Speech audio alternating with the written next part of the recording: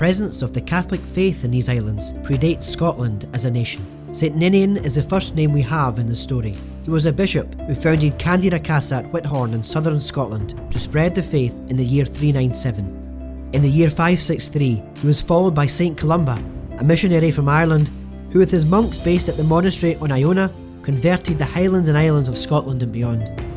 At the same time, St Kentigern, known as St Mungo, preached the faith in the lowlands, founding the city of Glasgow and becoming its first bishop. And as Scotland formed into a nation-state in 843, so the faith became the state religion. At this time in Scotland, pilgrimages and devotions to saints, in particular St Andrew, grew. It was said that his bones were brought to Scotland by St Regulus and held in a shrine at the Cathedral of St Andrews in Fife. St Andrew was adopted as a patron saint of the nation. One of the most pious and devoted of the kings and queens of Scotland was St Margaret. She was known for her love of the poor and helped organise safe crossings of the Forth for pilgrims visiting St Andrew's Shrine.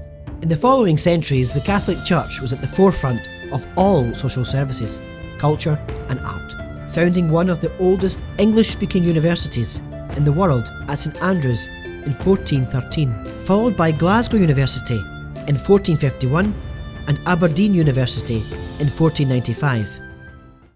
Sadly, with the late arrival of the Protestant Reformation, this ancient faith was forced underground. Church buildings, artwork, shrines and statues were smashed and burned, including the shrine to St Andrew. Due to harsh penal laws, many suffered cruel hardships and even death for practicing their Catholic faith. St John Ogilvie, a Jesuit priest, was martyred at Glasgow Cross in 1615 for refusing to renounce his faith.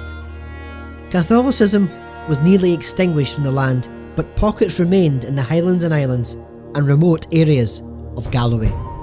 Scallan, the secret seminary in the Valley of Glenlivet, founded in 1716, proved to be a base for training Scottish priests to serve those hidden. As the 19th century arrived, it was thought preferable that the penal laws were relaxed in order to encourage stability in the British Isles. The Catholic faith began to rise in prominence in society with greater freedoms available. The Highland clearances forced many Highland Catholics into lowland cities. At the same time, the Irish potato famine saw the Irish come in vast numbers to Scotland seeking food. With numbers ever increasing, Pope Leo XIII decided to re-establish the Scottish hierarchy in 1878. The efforts of Catholic soldiers in the world wars of the early 20th century did much to improve and help their standing in society. Enlightened politicians, although not Catholic themselves, having concern for the whole community, saw that Catholics were disadvantaged, leading them to introduce the 1918 Education Scotland Act, which greatly improved the standard and access to Catholic education, which helped increase living standards over the next half a century towards the modern age.